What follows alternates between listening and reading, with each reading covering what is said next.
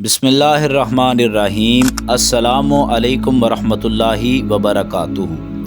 پیارے دوستو، آج کی ویڈیو میں ہم ایک ایسا موضوع لے کر آئے ہیں جسے آپ نے پہلے شاید نہیں سنا ہوگا۔ یہ ویڈیو ان تمام افراد کے لیے ہے جو تاریخی واقعات اور انسانوں کی قدیم زندگی کے بارے میں دلچسپی رکھتے ہیں۔ ہم آج بات کریں گے کہ قدیم تاریخ میں انسانوں کا مختلف مخلوقات جیسے جانوروں، پرندوں اور دیگر جانداروں کے ساتھ میل جول اور اشتراک کیسے ہوا۔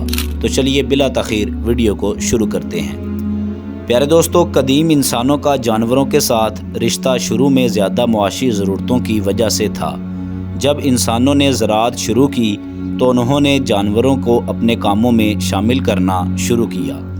قدیم انسانوں کا شکار ایک اہم سرگرمی تھی اور اس دوران انسانوں نے شکار کے لیے مختلف جانوروں کو استعمال کیا۔ کچھ ثقافتوں میں انسانوں نے شیر، ہاتھی اور دیگر درندوں کے ساتھ بھی شکار کیا۔ یہ تعلقات محض شکار تک محدود نہیں تھے، بلکہ جانوروں کا استعمال معاشی ترقی کے لیے بھی کیا گیا۔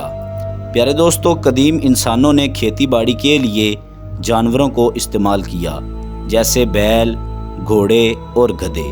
ان جانوروں کو نہ صرف محنت کے لیے استعمال کیا گیا بلکہ انہیں انسانوں کی روزمرہ زندگی کا حصہ سمجھا گیا۔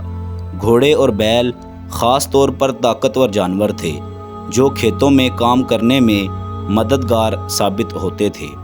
پیارے دوستو، اب بات کرتے ہیں قدیم تہذیبوں کی کہ آخر ان میں جانوروں کا کردار کیسا تھا۔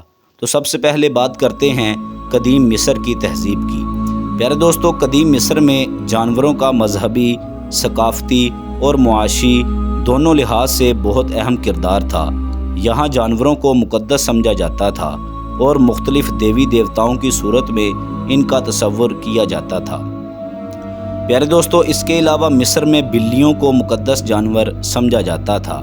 انہیں باست کے نام سے جانا جاتا تھا، جو محبت، حسن اور خاندان کی دیوی تھی۔ مصر کے لوگ بلیوں کو اپنے گھروں میں پالتے تھے اور انہیں قتل کرنے کو گناہ سمجھا جاتا تھا۔ بلیوں کا استعمال نہ صرف گھروں میں سکون برقرار رکھنے کے لیے کیا جاتا تھا بلکہ یہ انسانوں کی صحت اور خوشحالی کی علامت بھی سمجھی جاتی تھی۔ پیارے دوستو، مصر میں ہاتھی اور عقاب بھی مقدس جانوروں میں شامل تھے۔ ہاتھیوں کا استعمال جنگ میں کیا جاتا تھا اور عقاب کی تصویر فرعون کے ساتھ جڑی ہوئی ہوتی تھی۔ فرعونوں کو عقاب کی شکل میں بھی دکھایا جاتا تھا کیونکہ یہ جانور طاقت، بلند مقام اور حکمرانی کی علامت تھا۔ پیارے دوستو، نمبر 2 پر بات کرتے ہیں میسوپوٹامیہ تہذیب کی۔ قدیم میسوپوٹامیہ تہذیب جو آج کے عراق کے علاقے میں واقع تھی، اس میں بھی جانوروں کا بہت اہم کردار تھا۔ یہاں کے لوگ اپنی روزمرہ کی زندگی میں جانوروں کے ساتھ گہرا تعلق رکھتے تھے۔ میسوپوٹامیہ میں بیل اور گدھوں کا استعمال کھیتی باڑی اور تجارت میں کیا جاتا تھا۔ ان جانوروں کی مدد سے زمین کو سنجنا اور کھیتوں میں کام کرنا ممکن ہوتا تھا۔ علاوہ ازیں یہ جانور تجارتی راستوں پر سامان منتقل کرنے کے لیے استعمال ہوتے تھے۔ پیارے دوستو، میسوپوٹامیہ میں بعض جانوروں کو خدا کی نمائندگی کے طور پر دیکھا جاتا تھا، جیسے کہ طاووس، بلی اور شیر کو دیوتاؤں کے ساتھ جوڑا جاتا تھا۔ پیارے دوستو، اب بات کرتے ہیں ہندوستان اور چین کی تہذیبوں میں جانوروں کا کیا کردار تھا۔ پیارے دوستو، ہندوستان اور چین میں بھی جانوروں کے ساتھ انسانوں کے تعلقات بہت اہم تھے۔ دونوں تہذیبوں میں جانوروں کو مذہبی اور ثقافتی اہمیت حاصل تھی۔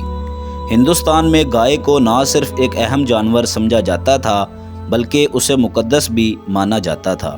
ہندو مذہب میں گائے کو ماں کی حیثیت دی گئی ہے اور اسے عبادت کی جاتی ہے۔ گائے کو دودھ دینے والے جانور کے طور پر جانا جاتا تھا اور اس کا دودھ نہ صرف کھانے کے لیے بلکہ مذہبی رسومات کے لیے بھی استعمال ہوتا تھا۔ پیارے دوستو، چین کی قدیم تہذیب میں شیر اور سانپ کو طاقتور اور مقدس جانور سمجھا جاتا تھا۔ ان جانوروں کی شکل میں دیوتاؤں کی عبادت کی جاتی تھی اور ان کا تعلق قوت، حکمت اور حکمرانی سے جوڑا جاتا تھا۔ پیارے دوستو، قدیم انسانوں کا صرف جانوروں کے ساتھ ہی نہیں بلکہ دیگر مخلوقات کے ساتھ بھی ایک خاص رشتہ تھا۔ مختلف تہذیبوں میں انسانوں نے پرندوں، مچھلیوں اور حتیٰ کہ درختوں اور پتھروں کے ساتھ بھی روحانی رشتہ قائم کیا تھا۔ قدیم تہذیبوں میں پرندوں کا بہت اہم مقام تھا۔ مصر اور بین النہرین میں پرندوں کو خوشی، سکون اور طاقت کا نشان سمجھا جاتا تھا۔ عقاب، یاک اور کبوتر جیسے پرندے مقدس سمجھے جاتے تھے۔ قدیم انسانوں نے درختوں اور پتھروں کو بھی مقدس سمجھا تھا اور ان کے ساتھ ایک روحانی رشتہ قائم کیا۔ مایا تہذیب میں درختوں اور پتھروں کو دیویوں کی نمائندگی کے طور پر پوجا جاتا تھا۔